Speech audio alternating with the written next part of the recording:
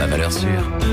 Offre réservée aux 20 000 premières souscriptions d'un contrat auto 4D en formule Tourrisque. Conditions complètes et coordonnées de l'assureur en agence et sur matmut.fr.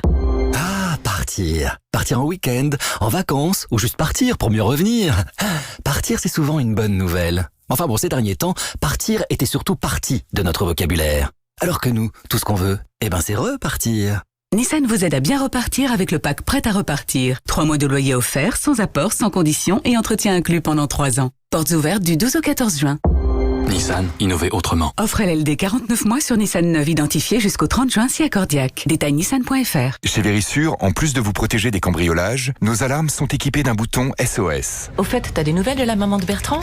Oui, ça va, mais elle s'est fait sacrément peur avec cette chute. Mais comment elle a fait pour prévenir les secours? Elle a appuyé sur le bouton SOS de l'alarme Vérissure et c'est eux qui les ont prévenus. Rendez-vous sur vérissure.fr pour commencer votre devis en moins d'1 minute. Votre alarme, c'est sûr, c'est Vérissure.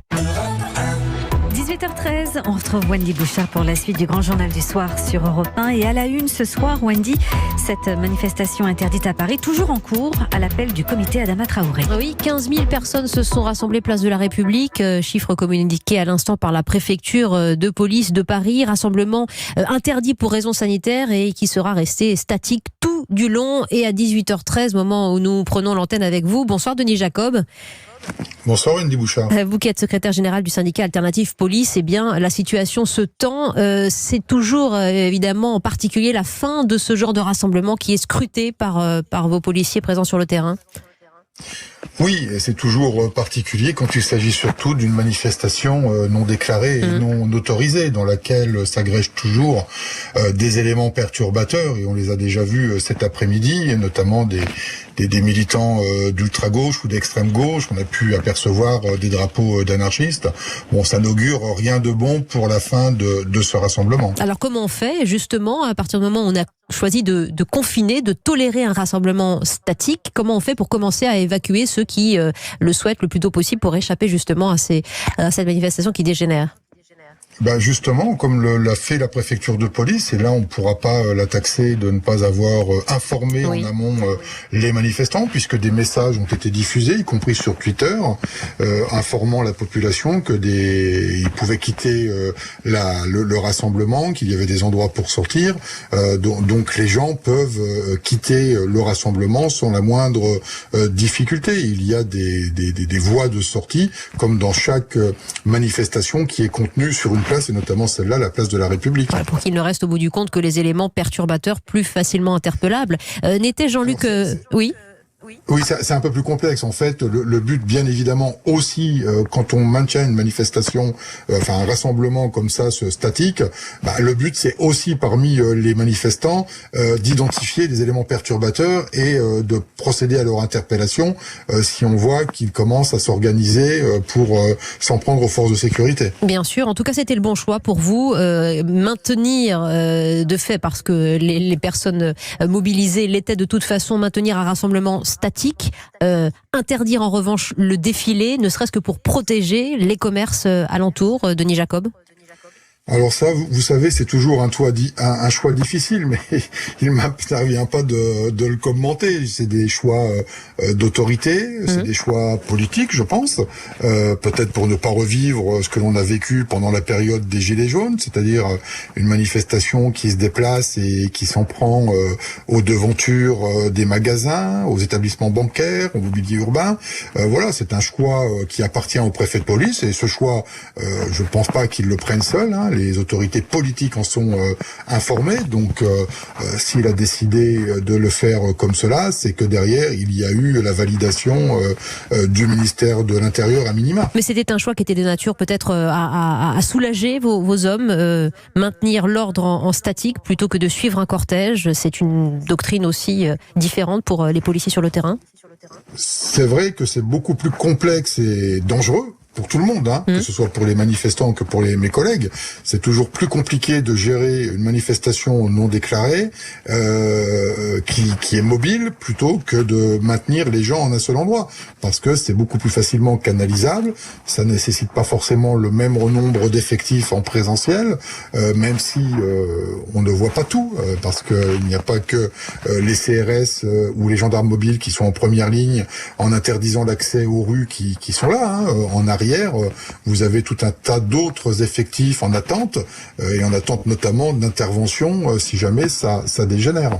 C'est une cause importante, la lutte contre le racisme, les violences policières, mais nous sommes en état d'urgence sanitaire. Denis Jacob, certains l'ont peut-être oublié. Cela expose aussi vos hommes à partir du moment où en France, aujourd'hui, les rassemblements de plus de 10 personnes restent interdits. Complètement, mais c'est évident et je ne l'espère pas, mais malheureusement on voit ce qui se passe par ailleurs. On voit que le fait d'avoir eu des rassemblements peuvent générer une nouvelle contamination et on verra dans quelques semaines ce que cela donne. Mais quand on voit déjà qu'en Chine ils sont à nouveau en confinement parce qu'il y a une nouvelle vague de contamination, ce type de rassemblement risque de propager beaucoup plus vite le virus. Mais que les choses soient claires, la cause de lutte contre le racisme est légitime et bien évidemment que le racisme et les violences policières n'ont pas leur place dans notre institution, même si ça reste des affaires très marginales, ça ne doit pas exister et que la cause sur la forme sur le fond est bonne, sur la forme elle est un peu plus contestable quand on essaye d'importer une affaire américaine qui n'a rien à voir avec celle dont on parle en ce moment en France. Et pour tout cela justement, Denis Jacob, compte tenu de la sursollicitation de vos troupes, du malaise aussi qui existe actuellement face au ministre de l'Intérieur, comment on choisit les hommes qu'on va mobiliser dans ce contexte face à une manifestation interdite mais qui de fait a quand même lieu?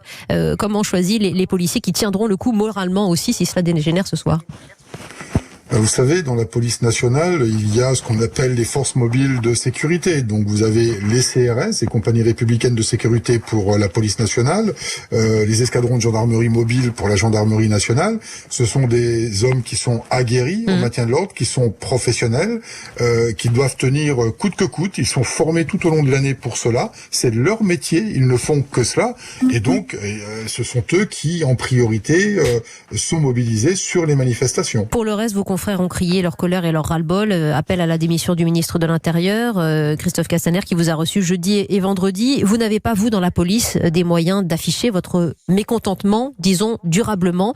Quelle forme ce mécontentement pourrait-il prendre dans les jours qui viennent ?